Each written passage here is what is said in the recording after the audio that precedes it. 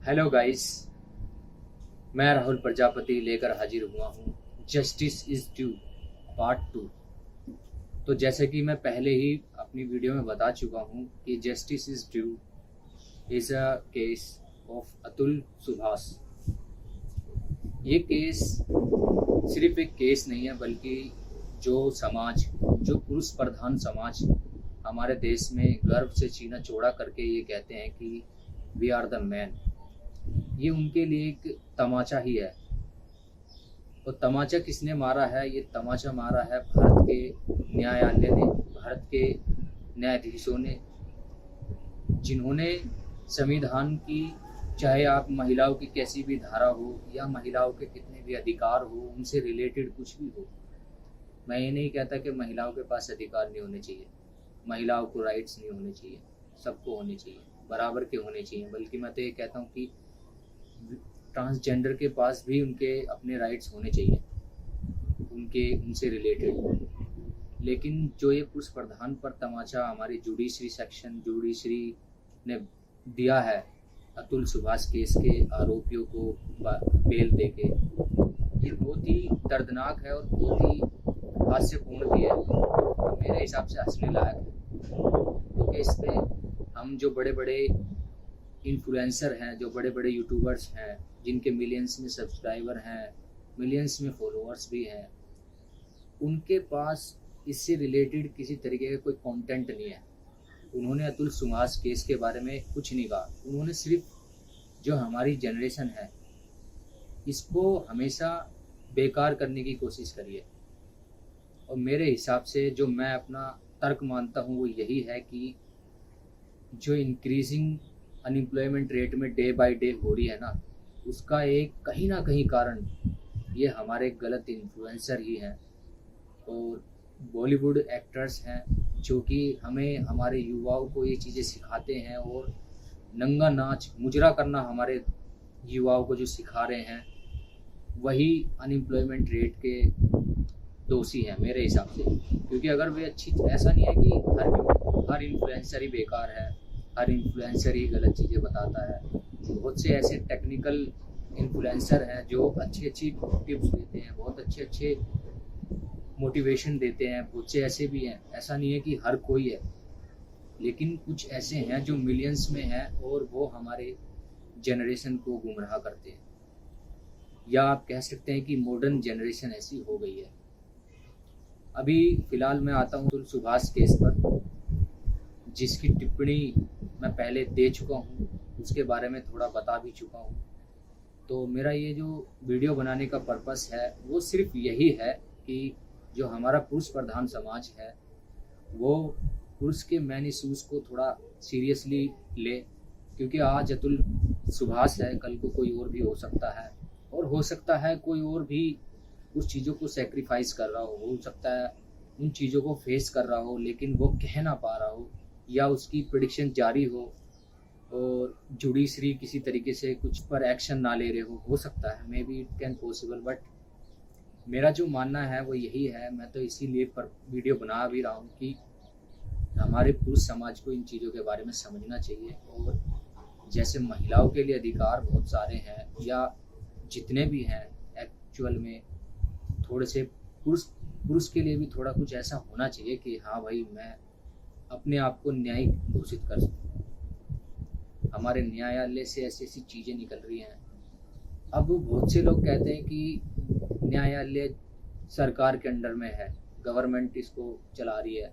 तो आप खुद सोचिए, मैं ये नहीं कहता कि कोई गवर्नमेंट उसे चला रही है, नहीं चला रही है, बट लेकिन आप खुद सोचिए, क्या गवर्नमेंट का कोई सर्वेंट या कुछ वहाँ पे सरकार कोई आती है जब एक अहम, आप कह सकते हैं एक अहम फैसला लिया जाता है जज के द्वारा, क्या वहाँ पे भारत का प्रधानमंत्री बैठता है, मुख्यमंत्री बैठता है, या कोई मंत्री बैठता है, या कोई निगम पार्षद बैठता है, या कोई प्रधान बैठता है? कोई नहीं बैठता। वहाँ पे बैठती है टोटल जुडिशरी, चाहे वो जज हो, वकील हो, असिस्टेंट हो, या कोई भी हो। वहाँ पर सारे न्यायिक लोग बैठे होते हैं जिन्होंने बाय द वे बहुत ही अच्छी पढ़ाई करी होती है, बहुत ही अच्छी वेल एजुकेशन उन्होंने ली होती है, वो लोग वहाँ पर बैठे होते हैं। उसके बावजूद भी अगर किसी इंसान को न्याय नहीं मिल रहा है तो यानी कि हमारा जो जुडिशरी है वो तो फेक जुडिशरी हुआ। वहाँ जा रहे हो आप, टाइम दे रहे हो, महीने साल 2 साल लग जाते हैं हमें न्याय की भीख मांगते मांगते, वहाँ पर जाते जाते, वहाँ पर गिड़गिड़ाते हुए, ये परसों को ये डेट है, पर मतलब डेट चेंज होती रहती है कि आज ही आना है, फिर महीने बाद आना है, फिर साल बाद आना है, तो ये चीज़ें चलती रहेंगी।